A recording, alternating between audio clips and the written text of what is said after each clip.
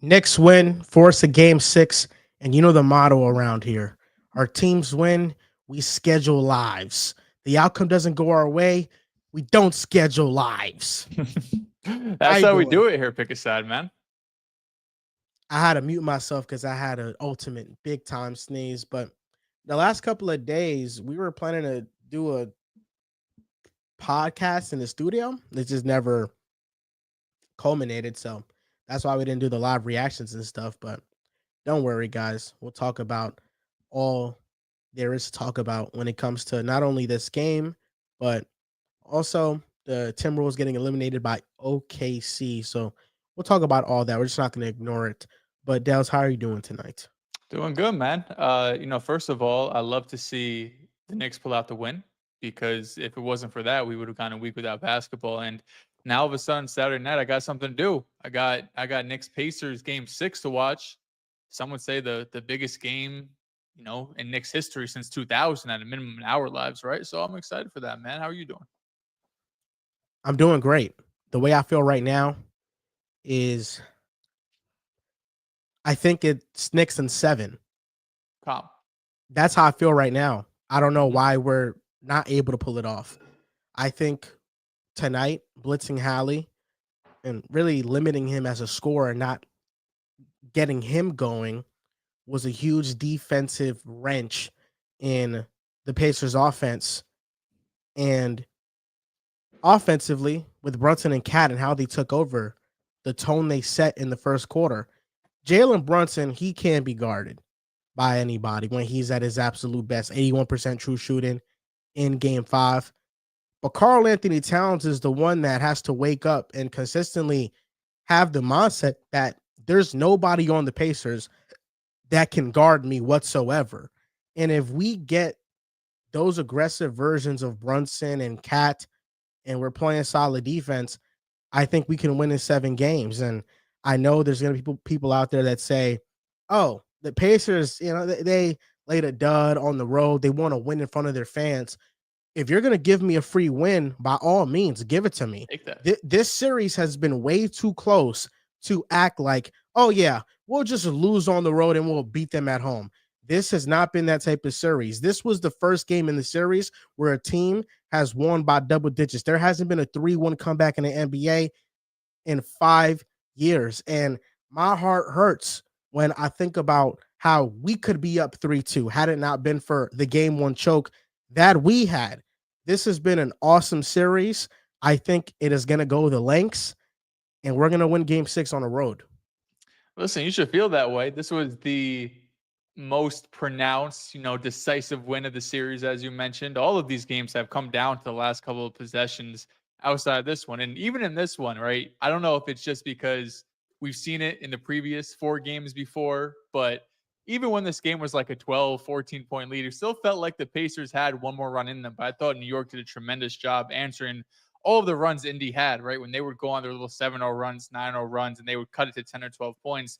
New York was able to basically right away cut that out. And whether it was offensive rebounds, get down transition, really able to put any sort of run that Indiana had to bed and not make this a single digit game really at any point throughout the second half.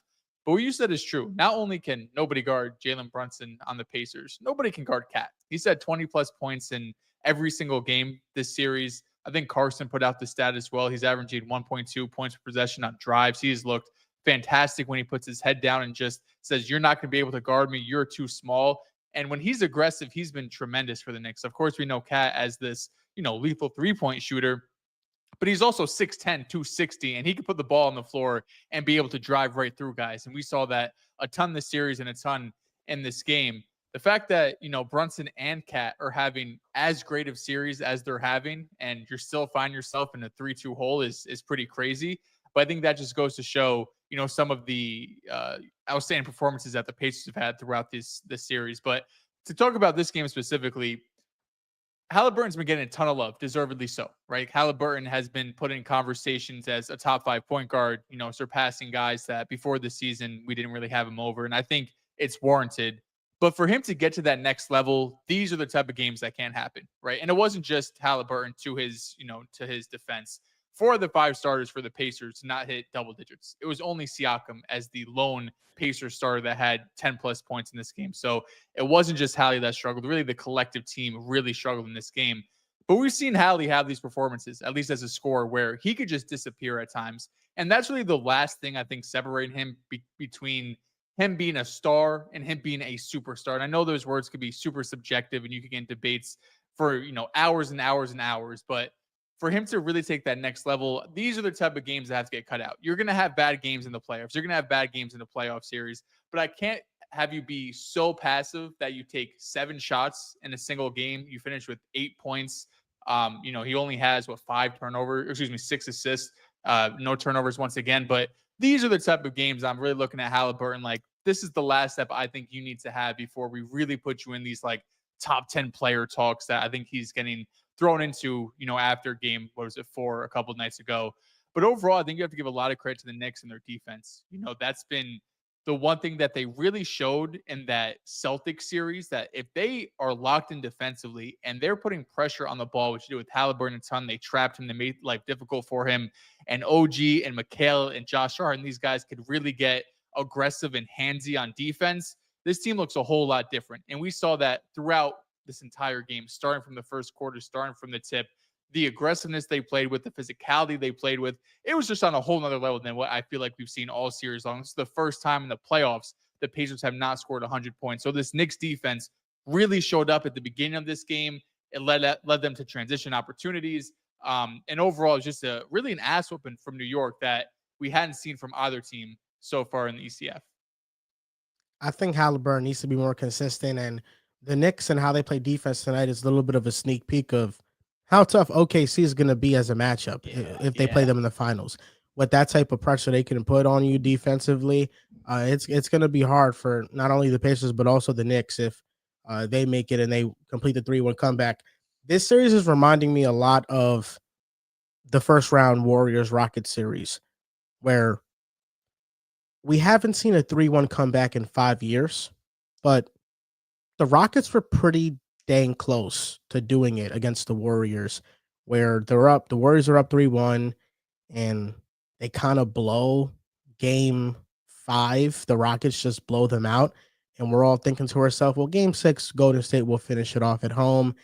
And the Rockets ended up stealing that one, and it goes to 7. And it was a close game until the Warriors pulled out late. But this is giving me that same type of feeling where I think that the Knicks can push it to 7. And at home at MSG and that type of environment, I really question, how well Indiana's supporting cast is going to play in that type of environment in a game 7. They were awesome last year, and maybe they do it again. But it's giving me that feeling, and I think the Knicks, they found a way to stay alive.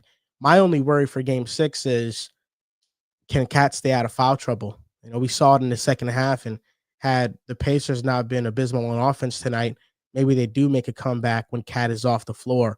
But Cat is just picking up some really stupid fouls. And OG Anunoby hasn't hit his shots in this series consistently. So those are the worries that I have with that, because we know that Indiana's going to attack Brunson and they're going to attack Cat. So the number one priority is we got to stay out of foul trouble. Yeah, I think on top of that too, if you're a Knicks fan, the one other thing I'd be looking at is heading into this game, you guys were awesome with Brunson off the court, and that continued in this game, right? Like there was stretches, in that first going into the second quarter, Brunson got an extended stretch, and at points in the second half too, where in times past, Brunson goes on the bench and shit falls apart for New York, right? Like obviously this is your number one guy. You see it across the league. But we've seen throughout this series, for whatever reason, defense specifically, the Knicks have been a positive when Brunson has been off the court, and at times a negative when he's been on the court, as stupid as it sounds. But I think that's one thing you have to look at if you're a Knicks fan is, okay, can we still continue to be positive with Brunson off the court? But when he's on, like we saw today, we could continue to extend leads, because this was the first time really all series where both of those things happened, where you were able to extend the lead and keep your lead number one while Brunson was off the court. But once he was back on, he was hitting everything. I mean, what did he end up missing? Like 6 shots in this game. He finished the game 81% true shooting. Yeah, like 12 for 18. And it just felt like everything he was shooting was going in tonight. He was just in one of those modes that came out in the first quarter. I think he ended up with 14 or 15 points in that first quarter. And you could tell off rip that Jalen Brunson was not going to lose at home going out in the ECF. He said, at minimum, we're going to go back to Indiana and give them one more shot. But I think that's the one thing I would look at is if I'm a Knicks fan. Like, this is the game where we saw both of these things happen, where when Brunson was off the court, you don't have multiple guys who can now attack defensively. But when he's on the court, he was playing as good as ever. So I think, you as a Knicks fan, the rest of Knicks Nation should feel very confident that you could bring this back to New York, because the first 4 games were all close. They all came down to the last couple of possessions. These were not blowouts in either fashion. These were just very small things, whether it's offensive rebounding, whether it's hitting free throws, whether it's closing out on three-point shooters. It's just small details that really decide those first 4 games until you got this Game 5 blowout. So a couple of those things go your way. You force a Game 7. Now you're in a do or die, and you have Jalen Brunson, and the other team has Tyrese Halliburton, who has looked great. Don't get me wrong, but has also had multiple games in every single playoff series where he hasn't shown up, at least as a scorer. Like, his facilitator, we know he does for this offense, but as a scorer, you need Tyrese Halliburton to look like how he did in Game 4 when he came out in that first half and gave you 20. Not the Tyrese Halliburton that came out here today. And in Game 6, the referee that's reffing is the extender. Scott Foster? Scott Foster. Here we go. They made You know a call. what that means? They did make the call. Jay Clark goes, why does Brunson not get as much love when discussing top 5, 10 players in the game? An all-NBA player who is arguably the best playoff riser in the game. I mean, he's top 10 to me. He would be my top 10, closer to 10 than 5, I would say. But what he does for this Knicks team, and I don't know, I saw something, Mike Greenberg saying like this is an average Knicks team. I don't completely agree with that, but it's definitely not like a championship favorite by any means. It's not average. It's not a powerhouse. This is a good Knicks team, but Jalen Brunson makes it a great Knicks team. And he's right. When it comes to playoff risers in the NBA right now, I wouldn't be mad if you had Jalen Brunson number 1 on the list, right? The numbers he puts up, he's having another, what was the stat I just saw? The 30-5 games. It's him, Shai, MJ, and maybe LeBron, was it, in terms of who's had the most 30-5 games in a single playoff run. He's been sensational. So he's top 10 to me. All NBA, obviously lock. He's one of the superstars. There was a lot of think pieces about Jalen Brunson at the Game 4. I think he needed this performance to kind of show everybody who he really is and kind of give everybody that reminder. Mm-hmm. He's a 30-point per game scorer over the last 3 years in the playoffs consistently. He's going to give you that type of production. I think 5 to 10 range, closer to 10 is where he ranks. It just depends on what you're valuing. If you value defense, then you might knock him down a peg because of that, because the defensive liabilities are very real. But offensively, he's as good of an engine that there is in the league. Jay Greedo goes, Tibbs discovers he has a bench and wins 2 games just to play JB 49 minutes a game next season if he is still the head coach, hopefully. Well, Tom Thibodeau is still going to be the coach. That's number 1. I think that every Knicks fan, they have been a little bit too hard on Tibbs. I have not agreed with every decision, but this is the first time the Knicks made the conference finals in 25 years. And that at least buys you 1 more year. And if something drastic doesn't happen, like the Knicks losing in the first round next year, then he will remain the head coach. And that's how I feel. I think he's earned that grace, period. Yeah, shout out to Greedo for the super chat, because we definitely should have mentioned Landry Shamet by now. The energy that he's brought off the bench to this team, he goes 1 for 2 from 3, but he plays excellent defense. He's getting the crowd into it. This is someone who has been out of the rotation for basically the entire playoffs. I think he played in Game 1 against the Pistons, was it? But he basically has now played the entire playoff stretch, and he gets thrown into the ECF halfway through the series, and he brings energy and defense, a little bit more size, a little physicality. He's not the reason why they won this game, but the fact that Tibbs can go deeper into his bench and he could have someone like Landry Shamet be able to step up in these moments and give them some real positive minutes, because before this, like, everyone is clowning Tibbs for right or for wrong, but the Knicks in general just lacking depth and just lacking multiple guys that could go to off the bench outside of a Deuce McBride. And Shamet's giving you great minutes. DeLon Wright was 0 for 4 today, but he's had other games that he's been a positive for this Knicks team. Those are 2 guys that we haven't talked about yet, but they've been, key contributors to the Knicks. Now, the last thing we'll talk about is OKC eliminated the Minnesota Timberwolves, beating them in 5 games. That is what we like to call it, a gentleman's sweep. I'll be honest with you, Dels. I didn't think it should have ended in 5. Minnesota's performance in game 5 was very disappointing. I also look at the game 4 performance where they shot incredible from 3 and they didn't win that game. And you look at Anthony Edwards not being efficient from 3, Randall having a complete stinker. I thought if they played better, that could have been 2-2 going back to OKC. And then I'm looking at the first 2 games, those third quarters decided it. I think the name of the game is execution, and OKC executed better. And Minnesota, first 2 games couldn't hit their shots consistently. Alexander Walker, Dante, they weren't hitting their shots. Nas Reed wasn't hitting his shots. Terrence Shannon Jr. gets inserted into the lineup game 3, and that was the spark that they needed for that game. But ultimately, Minnesota just doesn't have enough dribble drive penetrators. In the way that OKC was playing defense on Anthony Edwards, they were suffocating him and forcing him into being a passer. And when you are forced to be a passer, your teammates have to hit shots consistently to get that pressure off the defense off you. And if that's not happening and you're not hitting your shots at a level where it's real threatening, then those double teams are going to keep on coming in that sort of way. I thought Shai was incredible. I thought deservedly so. He won the Western Conference Finals MVP. And OKC right now, I mentioned it a couple podcasts ago that the graduation period felt like it was Denver. That game 7, that series being down 2-1 and still being able to win that series. J-Dub and Chet were phenomenal in the conference finals. And the way I'm looking at OKC now is if my biggest question mark was J-Dub and Chet, are they going to be consistent or are they going to have 50-50 here or there, show up games? Sometimes they're great, sometimes they're not. But since game 7, they have been great. Every game outside of the blowout in game 3 against Minnesota. And if they're playing at that type of level, then OKC is unbeatable. It's as simple as that. There's nobody that can beat them with the amount of depth they have, the MVP, and then 2 stars playing behind them. J-Dub has really risen up his level. In the regular season, the concern for OKC was the lineups without Shai on the court, and those lineups got better as the season progressed and towards the back half of the season. But in the playoffs, those lineups have been spectacular with Shai off the court.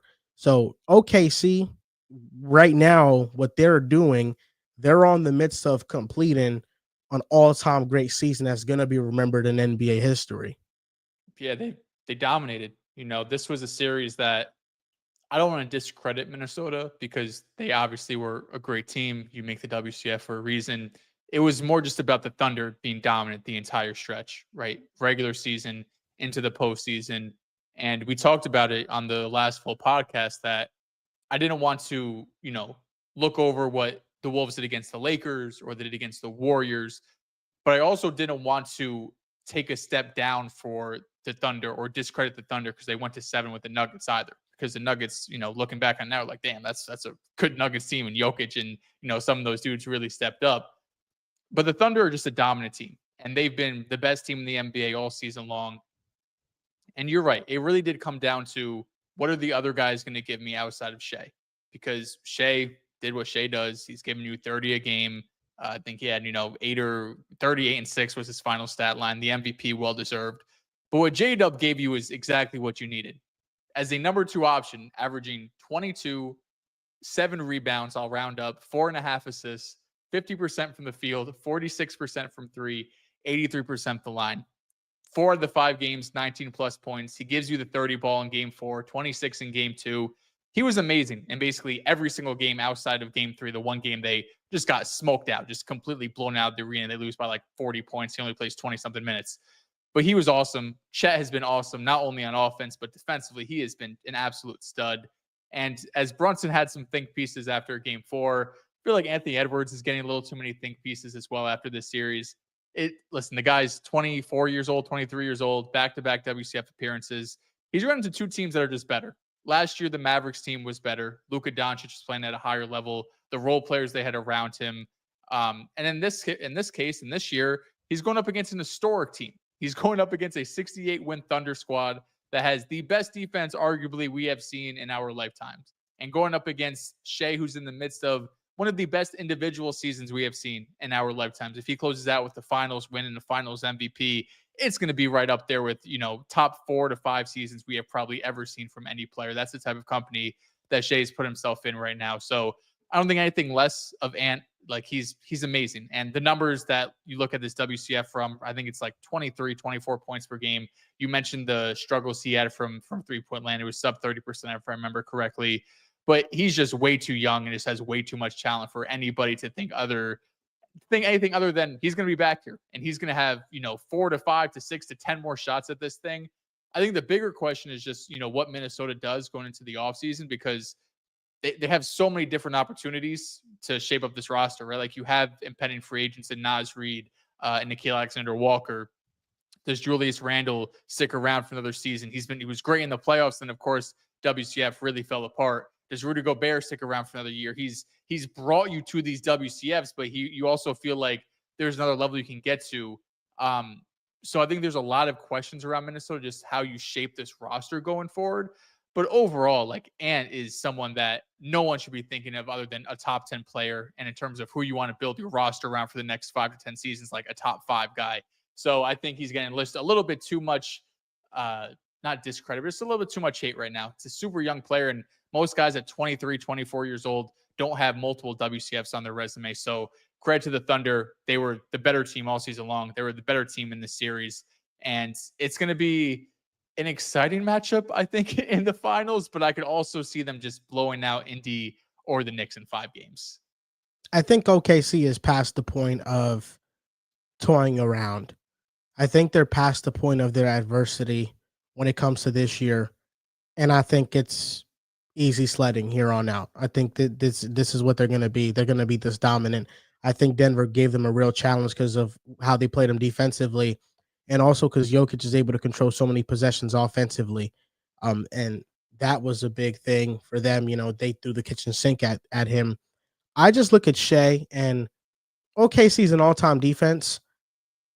The difference in what Anthony Edwards is facing defensively versus Shai defensively are two different things. So things are not equal, but in the same breath, Shai over the last 2 postseasons, he's outplayed Anthony Edwards in a series. He's outplayed Jokic in a series. He's outplayed Luka Doncic in a series. 2 of those players are superstar players. Anthony Edwards is also a superstar, but he's not quite on a level of Luka or Jokic, in my opinion. Shai has outplayed all 3 of them, and he's about to win an NBA championship. I think he's going to cement himself as the greatest Thunder ever once he does that. And I get the argument for Kevin Durant being the best. I think the greatest would be Westbrook over Kevin Durant because of his loyalty. And Shai would have done something that nobody in this iteration of OKC's timeline in history, once they move to OKC, has done. And that's bring a championship. And I think sometimes we undervalue winning. We undervalue sticking with an organization, because when he signed that 5-year extension back in 2022 and he committed to the team and they were losing, he said that they were going to start winning pretty soon. And since then, they make the play-in, they make the playoffs and shock everybody as the first seed. They this year won 68 games and they weren't even healthy for the majority of the year. I got this wrong with picking the Wolves in the conference finals, and I turned my back on OKC in Game 7 against Denver. But to the basketball fans and world that are paying attention to OKC fans out there, they have felt like all year this has been the obvious outcome. This has been an all-time team. They are second in net rating all time in the regular season plus the playoffs. And it's going to go down as the year, if they cap it off, the Shai year, where the MVP, first team All-NBA, a scoring title, All-Star, conference finals MVP, a championship, a finals MVP. The last player to have a MVP and finals MVP in the same year has been LeBron James. So this is the year of Shai, but it's also the year to recognize how great of a team Sam Presti assembled to get them here. The Alex Caruso piece of it all, getting him and trading Josh Giddey, who wasn't a playable player last year for them in the playoffs, and replacing him. Like OKC, we have never seen a team this young in our lifetimes be this dominant this early, and because of their 20 picks in the next 5 drafts and because of how loaded they are top to bottom roster wise, even with the second apron and it eventually hitting, they still have a couple years with this core that'll play out. Yeah, no, for sure. I think the only thing holding them back is really just injuries, and the only guy you kind of question is just Chet because he's been banged up his first few years in the league. But other than that, we say it all the time, and it feels stupid to say it again, but this legitimately feels like the one team that if there's another dynasty in the NBA, this is going to be the dynasty This is because the you have one. Shai. This is the one because you have Shai at 26, you have J-Dub and Chet at 23, 24 years old. You have them not on crazy contracts, and you have the draft picks like you mentioned, and all of these awesome role players. And on top of that, you could make basically any move you want. I saw some in the comments say, yeah, go and get Giannis. Like, they probably won't. They win a championship, but they have the treasure chests of assets to be able to go and make a move for anybody. So, they win a championship this year, say next year, whatever reason it doesn't work out, right? And they lose in the finals or they lose in the WCF or whatever. They could go into that offseason and still make whatever move they need. And they have arguably the best GM right now in basketball in Sam Presti, that he knows what buttons to press. I think if you were a Thunder fan, once you got past Denver in round 2, and then at the same time you saw Boston and Cleveland both get bounced on the opposite side, no discredit, no disrespect to the Wolves or the Thunder or the Pacers right now, but I feel like after the second round, you took down the Thunder, and then the top 2 dogs in the East went down.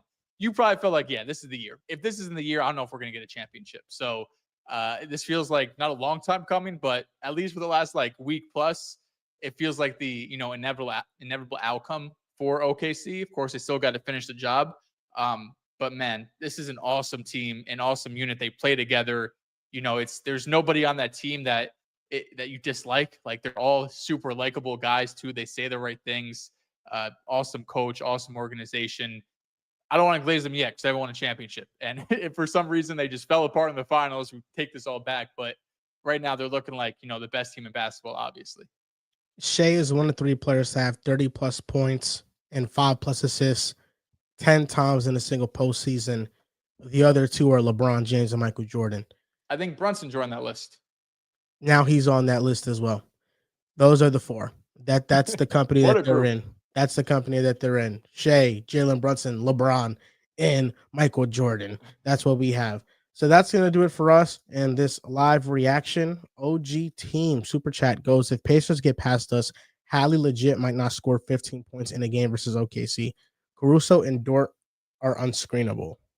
Yeah, no, it's a fact. I mean, it's going to be a whole different world of defense. You see, I do think just from a basketball fan perspective, I'm more interested in seeing Pacers versus Thunder just because of the Pacers offense. But the Thunder defense has been so good all season long that I'm not I wouldn't be that worried. It's just with OKC, their defense is so great that they can neutralize that offense, and then nobody could guard Shai, and then nobody's going to be able to guard J-Dub, and nobody's going to be able to guard Chet either. So I just think there's really nothing that's going to happen, that there's really no advantage that the Pacers have in that series. Santos goes, did y'all record an episode today? We did not. We're going to record Saturday. We have something scheduled with Nerd Sesh. They're going to come on and talk about Halliburton because he's been special. We'll see. But Saturday is also game 6, so we're going to record it early. So that's going to do it for us. Thank you guys for watching. Make sure you guys click the like button and subscribe to the channel. We'll see you guys next time.